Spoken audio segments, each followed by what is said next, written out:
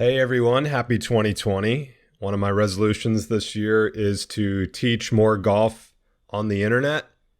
And I've been looking for inspiration on how to get a small business going. And one of the themes that keeps coming up anymore with all the distractions online, the only really way to effectively sell yourself is to start branding yourself. People are tired of the constant barrage of sales pitches and they want someone to provide value. So that's my goal in my social media stuff, is to use it as a tool to provide more value. And one of the areas that I think that I can help is I like to say that I like to teach golfers to play golf. And part of branding is to have like a slogan or a logo or something. So a while back, I established a circus bear as my Clay Wonnell Golf logo, and that was inspired by this Alan Watts lecture when he talks about a man who has a fight with a circus bear. So let me see if I can play this, and we'll stop and start it, and I'll kind of say how it affected my view of playing golf professionally when I was in the thick of it, and the inspiration that I drew from this lecture, and what I think it can teach you. So here we go. Alan Watts on the circus bear. It's a story about a man who has a fight with a circus bear. And the bear reads his mind and always forestalls any attack that he makes on it. There's absolutely nothing he can do to get past the bear. And so, in the same way, you might imagine a guru who is a mind reader, and he always knows if you decide before you act. And if you do, you see, the devil will catch you. Okay, we'll stop there. So how does a mind-reading circus bear or a mind-reading guru relate to golf? Well, we'll get into it more as this continues on, but basically think of this as trying to guide your golf swing during the swing, and how Alan Watts is basically indirectly making the point that you cannot effectively guide your golf swing with any consistency. Instead, you see, of deciding that you won't be an alcoholic anymore, the only thing to do is not to drink, without any previous decision on this matter. But how can anyone do that, you see? That's the question.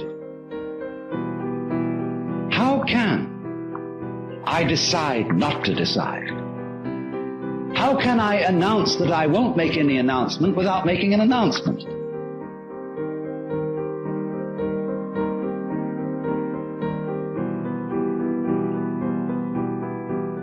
You see, there is no way out of that bind. How can you make an announcement without making an announcement?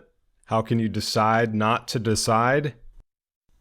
How can you swing the golf club without trying to swing the golf club? Try as you may. You go on and on and on, trying, as Hera Goal did, to release the bowstring without thinking first to release it. But then, strangely enough, one day the thing happened. He did it. All right, so why is Alan Watts talking about Hera Goal? Who's Hera Goal? Well, this article from jamesclear.com explains that in the 1920s, a German professor named Eugene Hera Goal moved to Japan. He came to teach philosophy at a university a few hours northeast of Tokyo in a city called Sendai. To deepen his understanding of Japanese culture, Hera Goal began training in Kyudo, the Japanese martial art of archery. He was taught by a legendary archer named Awa Kenzo. Kenzo was convinced that beginners should master the fundamentals of archery before attempting to shoot at a real target, and he took this method to the extreme. For the first 4 years of his training, Hera Goal was only allowed to shoot at a roll of straw just 7 feet away. So this is basically like a golf instructor only allowing a beginner golfer to, chip and putt for the first 4 years of learning golf. Okay, so when Hera Goal complained of the incredibly slow pace, his teacher replied, "The way to the goal is not to be measured. Of what importance are weeks, months, or years?" When he was finally permitted to shoot at more distant targets, Hera Goal's performance was dismal. The arrows flew off course, and he became more discouraged with each wayward shot. During a particularly humbling session, Hera Goal stated that his problem must be poor aim. There's a lot in that golfers can relate to. You go on, going to the range time and time again, and it's just terrible. You're hopeless. You got no chance. Kenzo, however, looked at his student and replied that it was not whether one aimed, but how one approached the task that determined the outcome.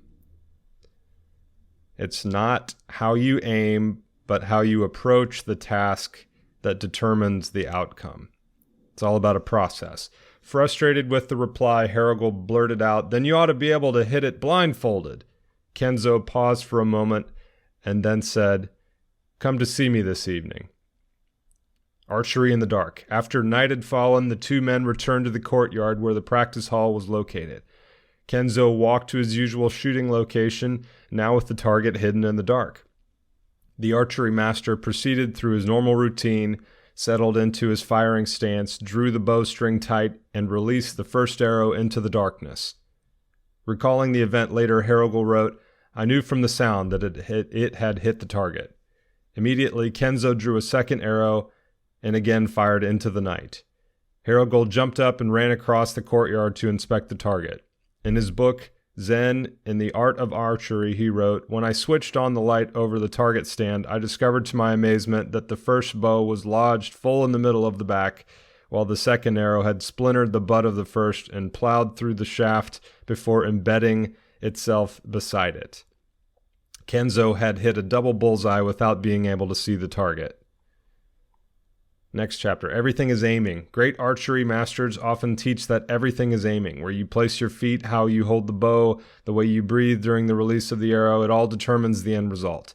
In the case of Awa Kenzo, the master archer was so mindful of the process that led to an accurate shot that he was able to replicate the exact series of internal movements even without seeing the external target.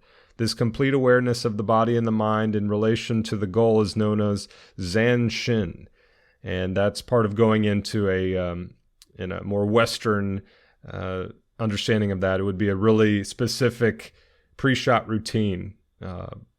Almost all famous golfers are going to be able to write down basically a thesis of every intricacy of their pre-shot routine and have a good reason for why they do everything that they do in order to produce the shot that they want to hit. Zanshin is a word commonly used throughout Japanese martial arts to refer to a state of relaxed alertness.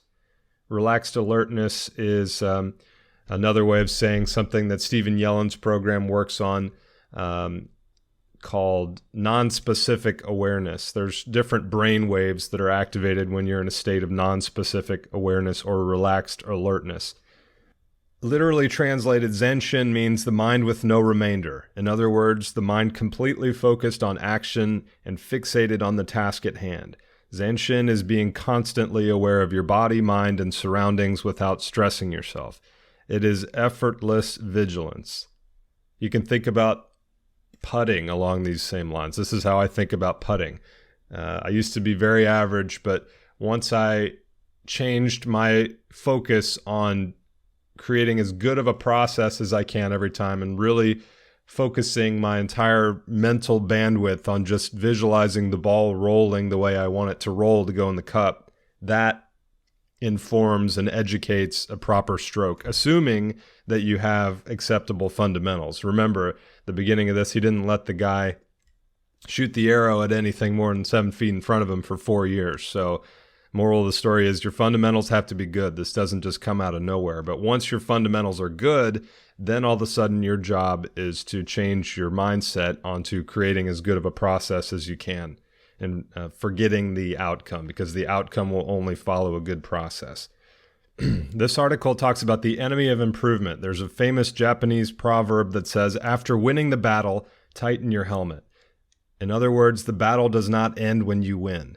The battle only ends when you get lazy, when you lose your sense of commitment, and when you stop paying attention. This is Zen Shin as well, the act of living with alertness regardless